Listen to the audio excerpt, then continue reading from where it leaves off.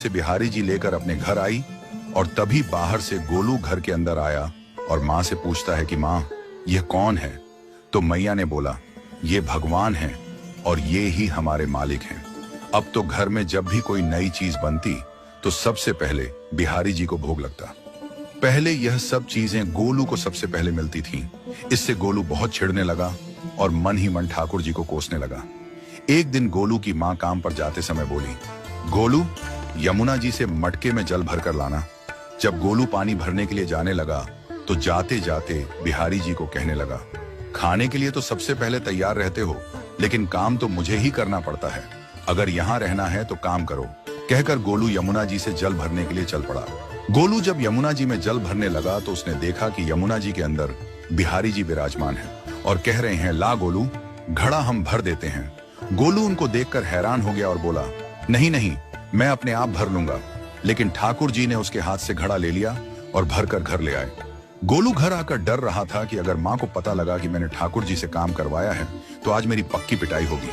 माँ ने घर आकर बिहारी जी को गीले कपड़ों में देखा तो एकदम से हैरान हो गई और कहने लगी कि गोलू ये जरूर तेरी शरारत है, जरूर तूने ही इन पर जल डाला है। गोलू ने अपनी माँ को समझाने का बहुत प्रयास किया, लेकिन माँ ने उसको डांट कर चुप करा दिया और ठाकुर जी के भीगे हुए वस्त्रों को बदलने लगी। अगले दिन जब माँ ने गोलू को अनाज पिसवाने का काम दिया तो बिहारी जी फिर अनाज का कनस्तर ले आए और माँ को ठाकुर जी के वस्त्रों के ऊपर सूखा आटा पड़ा मिला। तो माँ ने फिर गोलू को डांटा कि तुझे पता नहीं कि ये हमारे भगवान हैं और तू भगवान के साथ शरारत करता है। आज तूने फिर इनके ऊपर आटा फेंका है। तो गोलू शपथ लेकर कहने लगा, नहीं माँ, मैंने कोई शरारत नहीं करी है। ये तो मेरे हाथ से गेहूं का कनस्तर लेकर खुद पिसवा कर आए हैं। गोलू की माँ आज बहुत गुस्सा हुई।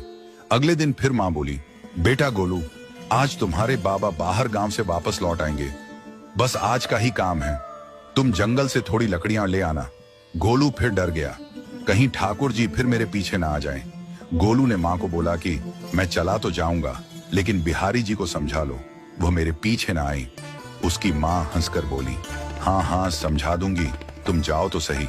गोलू जल्दी जल्दी लकड़ियां लेने जंगल में चला गया और माँ काम पर चली गई। लेकिन उस दिन माँ काम से जल्दी वापस आ गई और देखा बिहारी जी अपनी चौकी पर विराजमान नहीं है। वह तो एकदम से घबरा गई कि कहीं गोलू की शरारत तो नहीं। वह भागी भागी जंगल की तरफ गई। तभी उसने देखा कि गोलू के साथ एक इंसान लकड़ियों को लेकर घर आ रहा है। गोलू की माँ यह देखकर हैरान हो गई कि यह तो बिहारी जी हैं। ये क्या हमारे भगवान हमारा काम